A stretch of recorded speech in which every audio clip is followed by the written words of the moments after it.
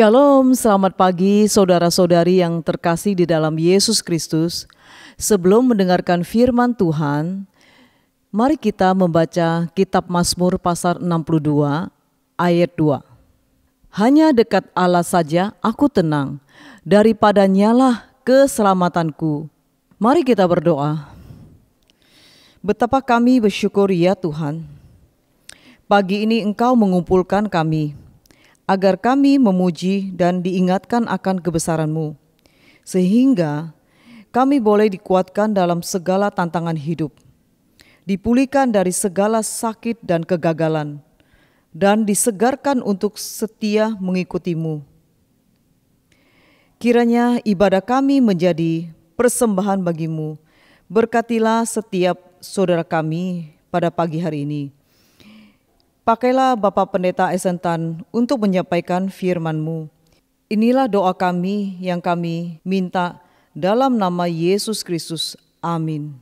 Semua pribadi yang pernah menyatakan dirinya mulia, saat ini atau pada saatnya akan menjadi segenggam debu yang tak berarti. Tetapi Yesus, Ia telah memperbaharui kita. Ia menjadikan kita berarti. Debu yang tak berarti itu bukanlah akhir hidup kita. Tak ada yang pantas dimuliakan selain Yesus. Muliakan Dia. Kemuliaannya bagi Tuhan kita Yesus Kristus.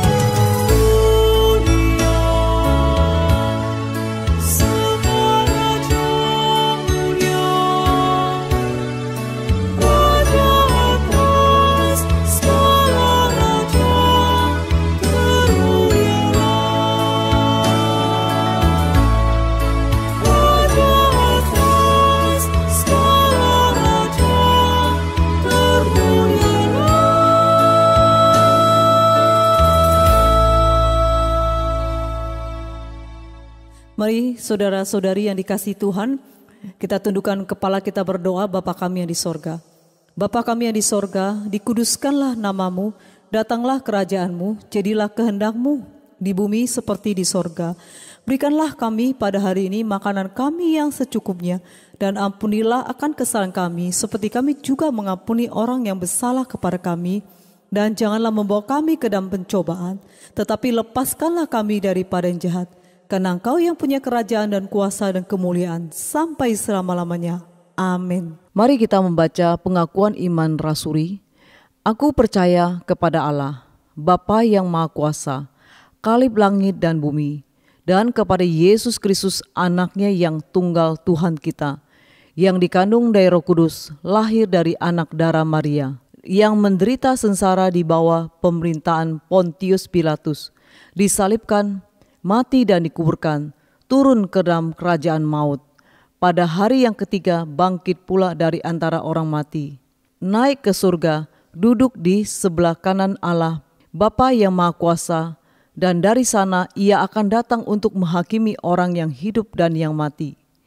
Aku percaya kepada Roh Kudus, gereja yang kudus dan am, persekutuan orang kudus, pengampunan dosa, kebangkitan tubuh, dan hidup yang kekal. Amin.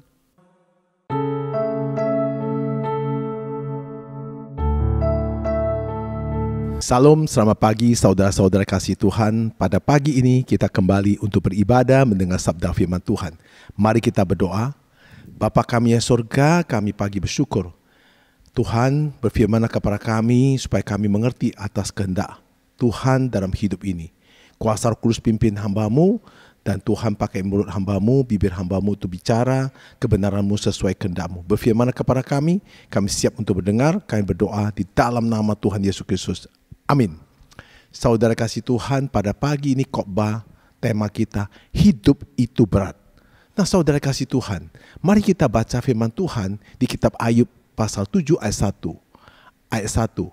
Bukankah manusia harus bergumul di bumi dan hari-harinya seperti hari-hari orang upahan? Saudara kasih Tuhan, Ayub adalah salah satu tokoh Alkitab yang dapat memberikan inspirasi bagi hidup kita. Alkitab mencatat Ayub adalah seorang yang kaya raya pada zaman itu, yang memiliki harta benda yang sangat banyak. Ayub bahkan memiliki kehidupan rohani yang sangat baik, takut akan Tuhan. Namun Tuhan mengizinkan percobaan dan ujian yang luar biasa, yang sangat berat, yang Ayub harus bebani dan Ayub harus hadapi. Saudara kasih Tuhan, secara manusia Ayub sulit untuk menerima keadaan itu. Namun perjuangan Ayub akhirnya menghasilkan hal yang luar biasa. Saudara kasih Tuhan, kita akan melihat responnya Ayub dalam menghadapi beban berat yang menimpa dirinya. Ini tentu berbanding terbalik, berbeda 180 derajat dari sikap istrinya. Ketika Ayub terpuruk dan semuanya habis, bagaimana istrinya?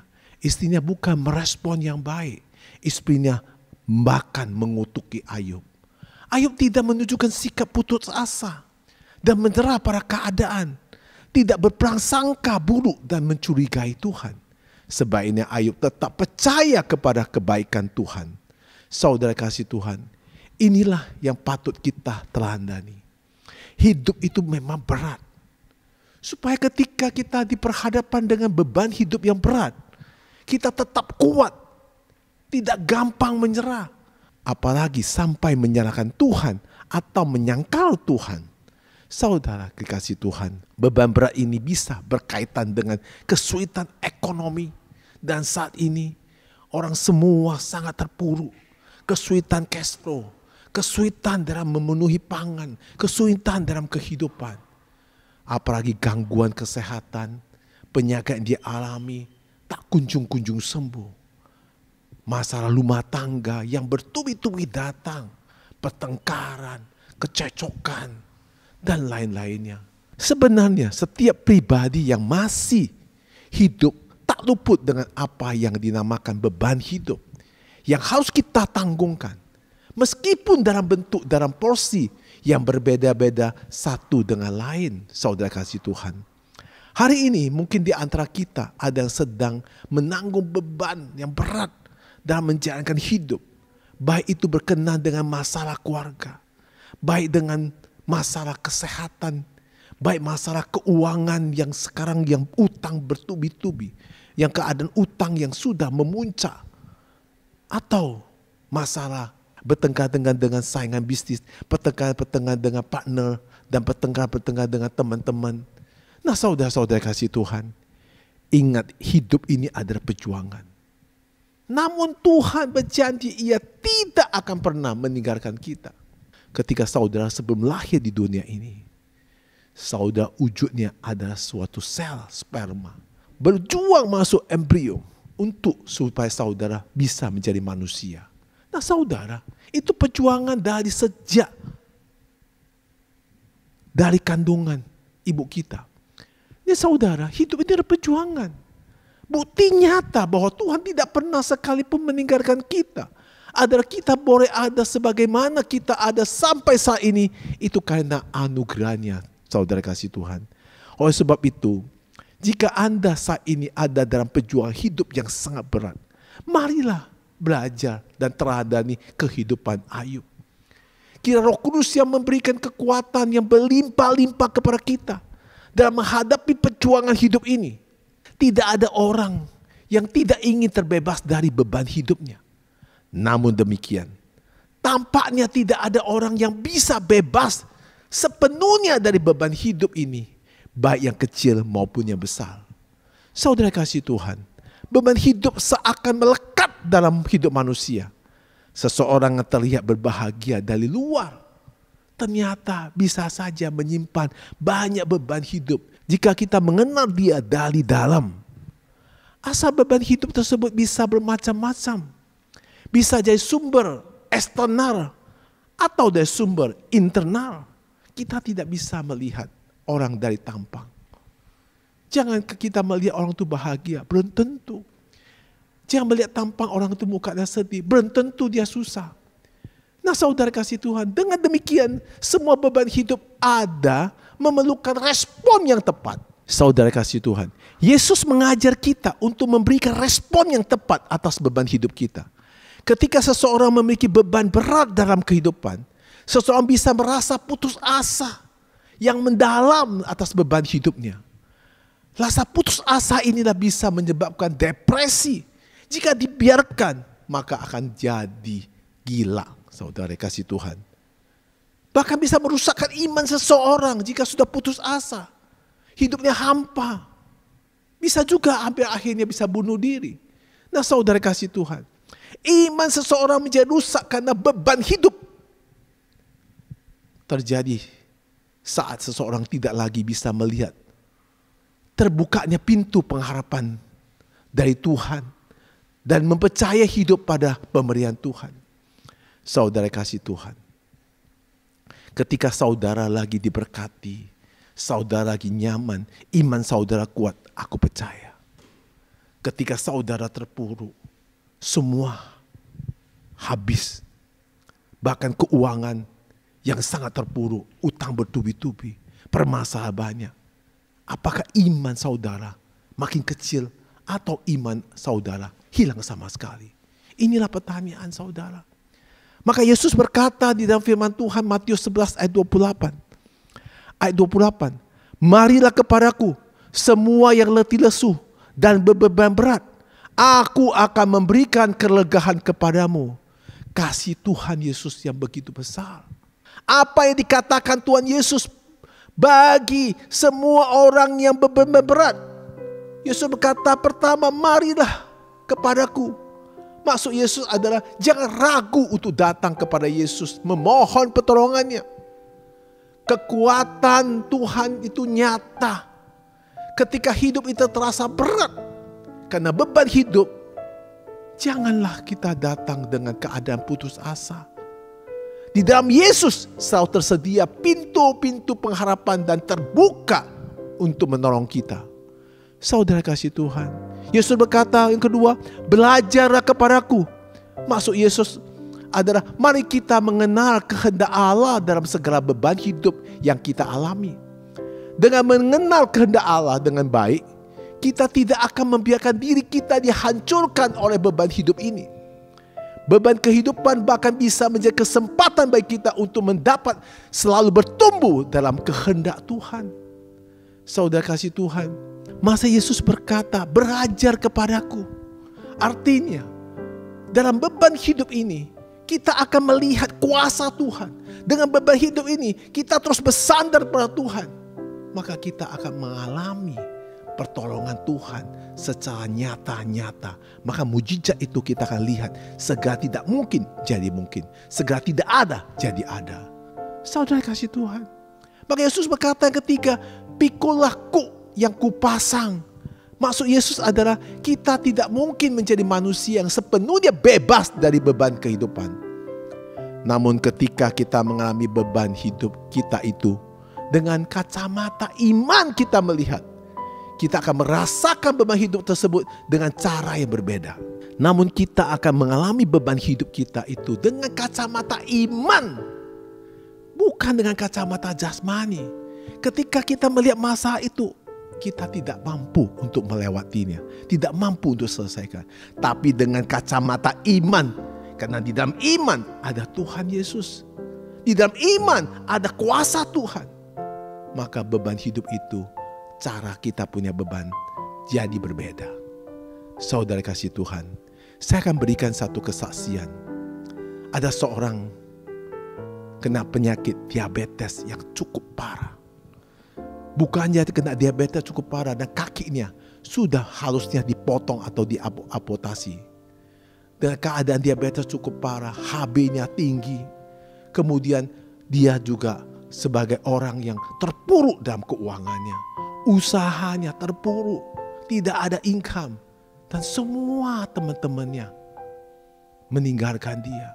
Bahkan di gereja pun dia dikucilkan. Nah saudara kasih Tuhan, maka orang tersebut itu dia tidak lari ke kiri atau ke kanan, tetapi dia terus menerus menelepon saya, doa, tak henti-henti dia doa. Nah saudara bisa mendengar kesaksian ini. Silakan saudara mendengarnya. Selamat pagi Boksu El Sentan, salam Boksu El Sentan.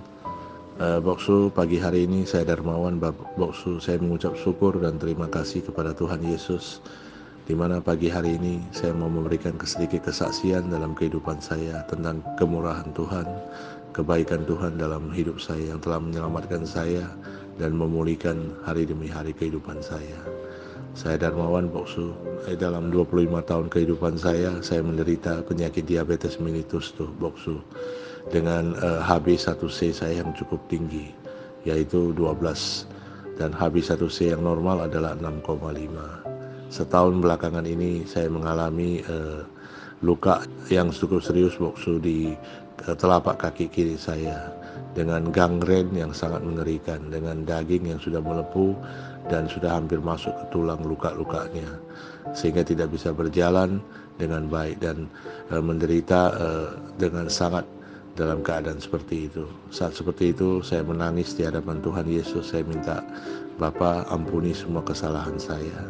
Kasihlah kesempatan saya sekali lagi Tuhan, agar saya bisa sembuh, bisa pulih. Dan saya mau belajar Bapa untuk bisa melayani Tuhan di dalam kehidupan saya. Dan hari demi hari saya belajar Tuhan, terus hidup saya sungguh-sungguh mengandalkan Tuhan. Terus berdoa saat teduh Tuhan, saat teduh mengharap belas kasihan Tuhan dalam kehidupan saya. Dengan sungguh-sungguh saya meminta pertolongan Tuhan dalam doa. Dan saya juga sering berdoa, telepon kepada Boksu El Sentan, meminta Boksu El Sentan mendoakan saya. Dan Boksu El Sentan banyak mendoakan saya dalam doa syafaat beliau. Dan hari demi hari Tuhan juga kirimkan saya seorang calon hidup kekasih saya begitu baik hati, yang sekarang ini pada tanggal 2 Desember 2023 ini kami akan diberkati di gereja GMI Kratia Kota Medan. Tuhan kirimkan Evangelis Hananova Luciana Siaan yang memiliki hati yang begitu baik, menolong saya di saat saya sakit. Ya, dia mensupport saya di saat saya lemah, hampir putus asa. Dia menyampaikan banyak firman Tuhan untuk saya, menguatkan saya. Sehingga saya terus belajar, dikuatkan. Dan Roh Kudus terus menjamah saya, melawat saya sehingga saya diberi kekuatan. Saya bisa cukup kuat berdiri menghadapi segala rintangan, cobaan, sakit yang sedang saya hadapi. Dan saat ini Tuhan, saat ini saya mengucap syukur, kaki saya yang gangren, yang sangat luka dan menggangga, yang sampai masuk ke tulang, yang sudah membengkak besar, Tuhan pulihkan. Sedikit demi sedikit luka itu mengecil. Dan saat ini, pada saat saya memberikan kesaksian, luka itu sudah tertutup semua. Puji Tuhan, puji syukur Tuhan. Dan kaki bengkak sudah nyusut semua. Walaupun saat ini kaki kiri saya mengalami gangren besar itu, tidak cukup tenaga untuk berjalan dengan baik. Dan Tuhan berkati, hari demi hari saya mulai bisa berjalan walaupun tidak senormal yang pertama. Dan saya sangat mengucap syukur atas keadaan kaki saya yang sudah pulihkan. Tuhan sudah pulihkan. Dan dengan kebaikan Tuhan dan kemurahan Tuhan, Tuhan juga akan memberkati kami Tuhan dalam rencana pernikahan antara saya Darmawan bersama Evangelis Hana Nova Luciana Siaan di dalam pernikahan kami pada bulan Desember tanggal 2 2023 ini. Tuhan sangat baik. Dia memulihkan hidup saya, kesehatan saya. Dia memberikan istri yang begitu baik, istri yang takut akan Tuhan untuk saya, yang terus menjaga, mensupport saya dalam keadaan lemah. Dan saat ini juga saya sangat mengucap syukur bisa berkenalan dari awal dengan Boksu Elsentan, di mana Boksu Elsentan adalah seorang gembala yang baik dalam kehidupan saya. Di saat saya sakit, jatuh, saya butuh doa, Boksu Elsentan sungguh-sungguh mendoakan saya, membawa penderitaan saya, sakit saya ke dalam doa sahabat Boksu Elsentan.